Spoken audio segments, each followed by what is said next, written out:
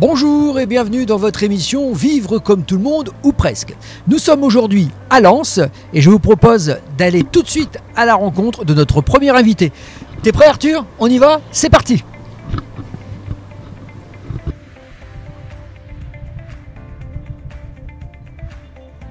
Monsieur le maire, merci de nous accueillir dans votre belle ville de Lens. Bienvenue. Voilà. Expliquez-nous un petit peu justement cette politique de votre ville par rapport à l'inclusion des personnes en situation de handicap.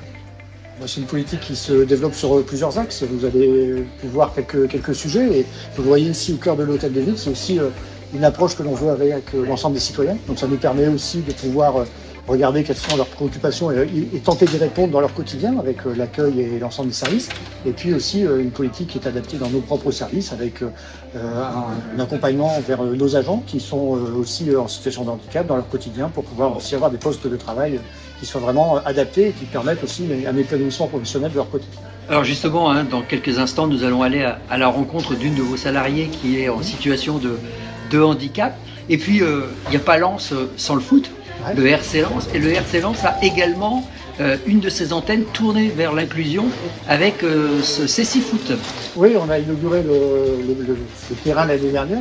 C'était à la fois un rapprochement qu'on peut avoir avec un club qui cherchait des installations, et puis pour nous de donner aussi une autre visibilité, si on peut l'exprimer de cette façon-là, par rapport à un sport dans une période où le foot de façon générale est vraiment sur le haut de la pile en termes médiatiques, et là on pouvait aussi attirer avec la renommée du Racing Club de Lens l'attention sur un sport peut-être moins pratiqué mais qui là aujourd'hui nous fait qu'on a, avec l'équipement et avec les résultats du Racing, cette section du Racing Club de Lens, aussi une vitrine à montrer pour pouvoir là aussi mettre en avant ce type de pratique.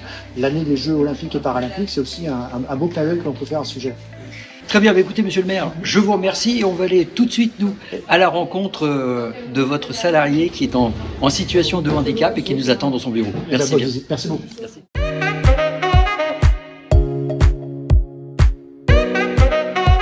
Voilà, je vous propose maintenant d'aller à la rencontre de Aurélie David. Aurélie est porteuse d'un handicap, elle est malentendante et elle nous attend à son bureau.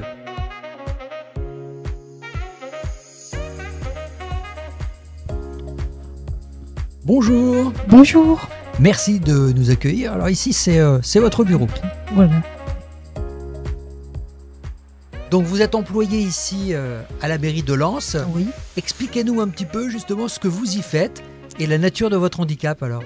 Alors je suis attachée de conservation du patrimoine en charge du service archives documentation. D'accord. Donc responsable du service dans lequel je travaille avec 2 autres personnes. Donc ça consiste à la gestion de la documentation et de l'archivage des services municipaux. Donc réponse aux demandes de recherche, faire du tri, des inventaires, des expositions aussi pour valoriser les archives.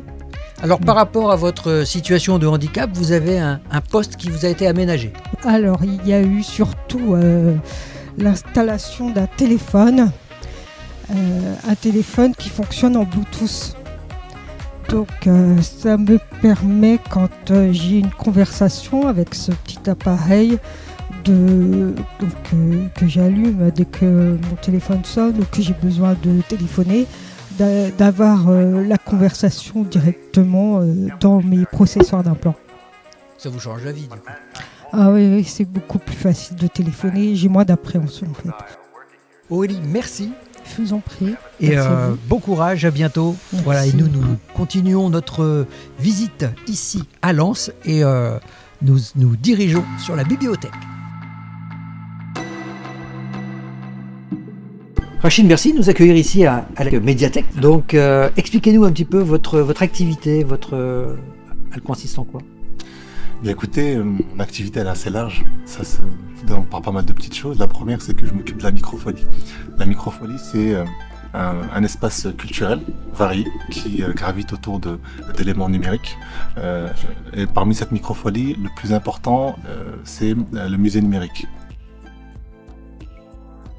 Alors Patrick, expliquez-nous un petit peu ce que vous êtes venu faire ici aujourd'hui. C'est pour apprendre sur l'ordinateur. Oui. Et quand on avait venu au début ici, je reprenais l'ordinateur pour faire éteindre, allumer et faire aller la souris. Quoi. Parce que vous avez un ordinateur chez vous et... Non, j'en ai pas. D'accord. C'est pour ça que j'ai appris je continue à le faire D'accord. pour apprendre. Solange, qu'est-ce que vous êtes venu faire ici aujourd'hui? C'est pour apprendre à l'ordinateur, faire la souris. Vous avez été accompagné par une association, on est bien d'accord? Oui. Et cette association, elle vous aide également dans le numérique? Oui. On a pour espoir de leur permettre d'être très autonomes à l'utilisation d'un ordinateur. Des choses simples aux plus compliquées, notamment le fait de pouvoir allumer son ordinateur, de pouvoir apprendre à déplacer une souris, parce que ça paraît simple, mais déplacer une souris, ça demande vraiment une certaine dextérité. Taper un petit peu sur son clavier et savoir à quoi servent les touches notamment. Et puis, pourquoi pas aller sur YouTube, retrouver des vidéos qui nous intéressent, ou de la musique par exemple. Est-ce qu'on pourrait dire que vous les aidez au numérique pour tous? Écoutez, on essaye plus ou moins, on fait ce qu'on peut, c'est quelque chose qu'on apprécie parce que dès lors où on voit une évolution, et bien là on pourrait peut-être dire qu'effectivement on les aide au numérique pour tous. Merci. Je vous en prie.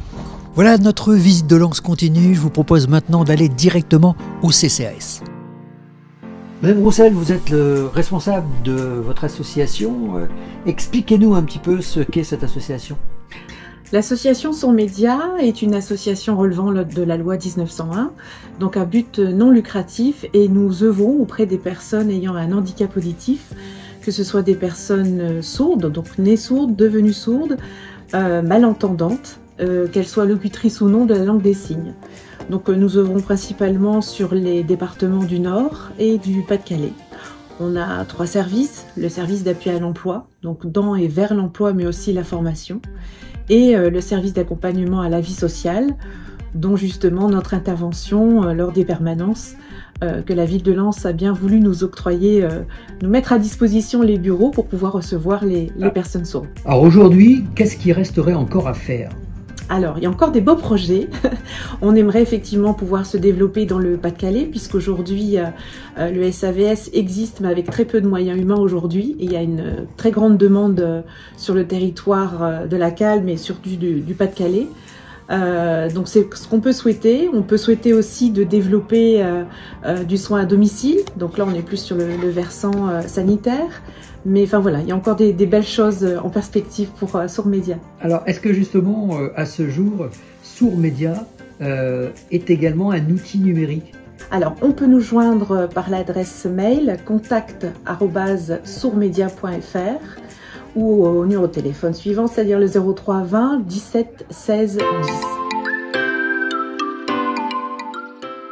Nous sommes maintenant au cœur de la cité numéro 9, ici à Lens, au stade Carpentier, et je vous emmène à la rencontre de personnes en situation de handicap non-voyantes et malvoyantes.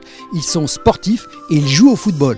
Vous avez du mal à me croire, hein? Eh bien, suivez-moi, il faut le voir pour le croire.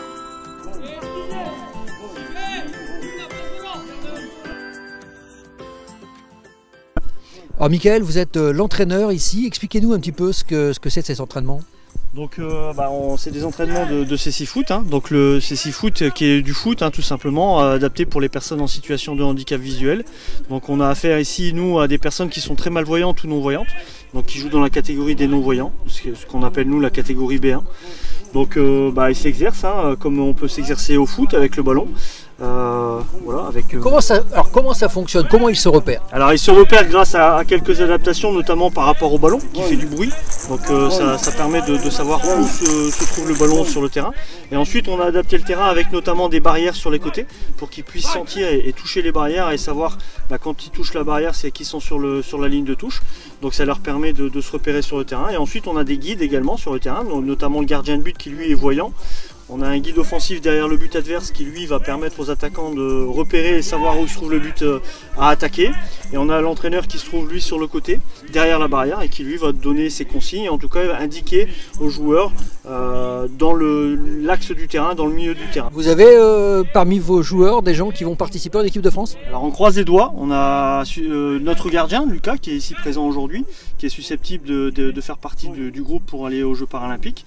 Il y a 3 gardiens actuellement dans le groupe de l'équipe de France Et il en faut 2 pour partir au tournoi, donc on espère que Lucas fera partie de cette sélection. Alors Lucas, vous êtes le gardien de but et vous n'êtes pas porteur de handicap. Pourquoi avoir choisi cette équipe? Alors CC Foot, je l'ai découvert un peu par hasard.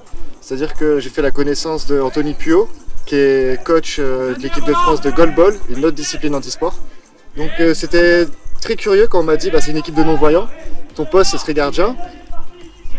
J'ai voulu essayer par curiosité et au final, je crois que ça va faire 7-8 ans maintenant que je suis dans la discipline, que je prends du plaisir à faire du sport. Et pouvoir reprendre du plaisir, faire du sport et être avec des super gars comme cette équipe, moi je suis heureux et c'est ce que je recherche dans le sport. Okay, alors expliquez-nous un petit peu, vous faites du CC Foot depuis combien de temps? Ça va faire environ 5 ans là. 5 ans que je fais du CC Foot. Je suis arrivé juste avant qu'on passe au club de Lens en fait. Alors quel conseil vous pourriez donner à quelqu'un qui n'ose pas encore sauter le pas?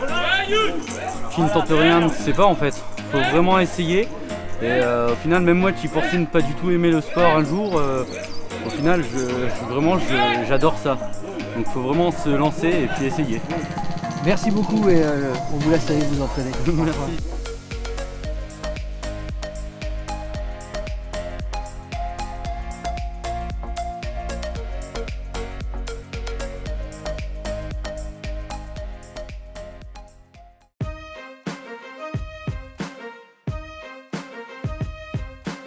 Voilà, cette émission est à présent terminée. Merci à vous de nous avoir suivis et je vous donne rendez-vous la semaine prochaine sur WEO.